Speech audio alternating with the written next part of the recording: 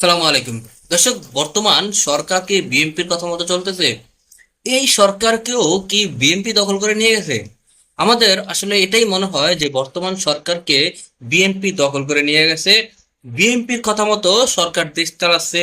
বিএনপির কথা মতো সরকার যে কোনো বিষয়ে সিদ্ধান্ত নিতেছে। সরকারের আসলে এক চুল পরিমাণে শক্তি নাই বিএনপির বিরুদ্ধে কথা বলার মতো। আমাদের আসলে এরকমটাই মনে হইতেছে। তো আজকে আপনাদেরকে প্রমাণ সহ দেখিয়ে দিব যে কেন আসলে এই কথাটা বললাম আমি, যে বর্তমান সরকার সম্পূর্ণ বিএনপির দখলে। বিএনপি যেভাবে কথা বলে, যেটা চায়, বর্তমান সরকার ঠিক সেটাই করতেছে। তা আপনারা জানেন যে বিএনপি কিন্তু নির্বাচন নির্বাচন নিয়ে খুব লাফালাফি করতেছে। তারা খুব জিগির করতেছে যে তারা নির্বাচন দিতে হবে, নির্বাচন দিতে হবে, নির্বাচন দিতে হবে।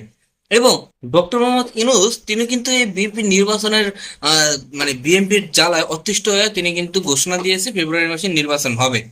এবার সেই ঘোষণা দেওয়ার পরে কিন্তু বাংলাদেশের এনসিপি, ইসলামী আন্দোলন বাংলাদেশ, চরমনাই পীর সাহেব হুজুরের দল, জামাত ইসলাম এবং বাকি আরো বিভিন্ন দলগুলো মিলে কিন্তু তার সেই নির্বাচনের ঘোষণাকে প্রত্যাখ্যান করছে। এবং ফেব্রুয়ারিতে নির্বাচনের ঘোষণা দিতে, মানে কোনোভাবে যে ফেব্রুয়ারিতে নির্বাচন না হয়, এই বিষয় নিয়ে কিন্তু তারা খুব সস্তার আছে। কিন্তু বাংলাদেশের এতগুলো জনগণ, এতগুলো বড় বড় দলরে উপেক্ষা করে এবার আমাদের একজন উপদেষ্টা, আপনারা অনেকেই জানেন যে তিনি নাকি সুন্দরী কোঠায় তিনি উপদেষ্টা হয়েছে। এটা অবশ্য আমার কথা না, এটা পিনাকি ভট্টাচার্যের কথা। সুন্দরী কোঠায় সেই উপদেষ্টা তিনি বলেছে যে কে কি বললো সেটা আসে যায় না, ফেব্রুয়ারি মাসেই নির্বাচন দিবে। তো চলুন আমরা সেই সুন্দরী কোঠায় উপদেষ্টা হওয়া রেজওয়ানা হোসাইন তার কথাগুলো একটু শুনে আসি, তিনি আসলে কি বলতে চায় নির্বাচন নিয়ে, তাদের বক্তব্যটা কি। চলুন আমরা স্ক্রিনে ছোট্ট একটা ভিডিওর মাধ্যমে দেখে আসি।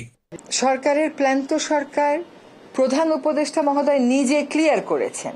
এরপরে বিভিন্ন রাজনৈতিক দলের তাদের নিজস্ব হিসাব নিকাশ আছে, তাদের নিজস্ব রাজনীতি আছে।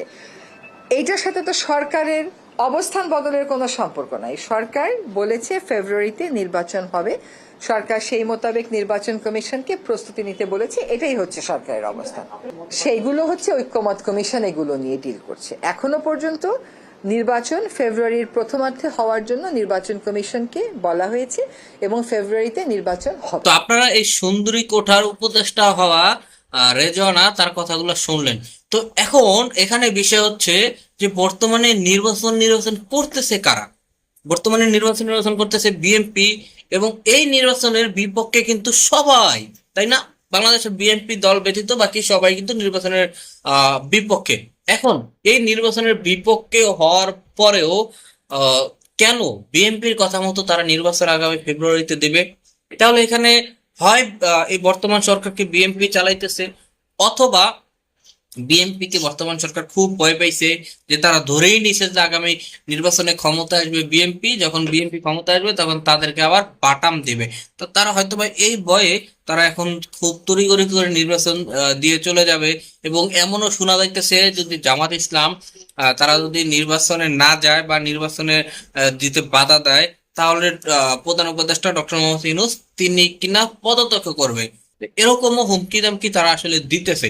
তো আসলে এই হুমকি দামকি গুলো দিতেছে বা তারা যে বিএনপি যা চাইতেছে তারা সেটাই করতেছে, তাহলে এখানে তারা কি বিএনপি কে ভয় পাইছে বাটামের ভয়ে, নাকি তারা আসলে তাদের ভিতরের বিয়ে, তারা বর্তমানে দেশটা নাকি তারা বিএনপির হয়ে দেশ চালাইছে? দর্শক, আপনাদের কি মনে হয়? আপনাদের মূল্যবান মতামত অবশ্যই কমেন্ট জানিয়ে দেবেন। আজকে ভিডিওটা এখানে শেষ করছি।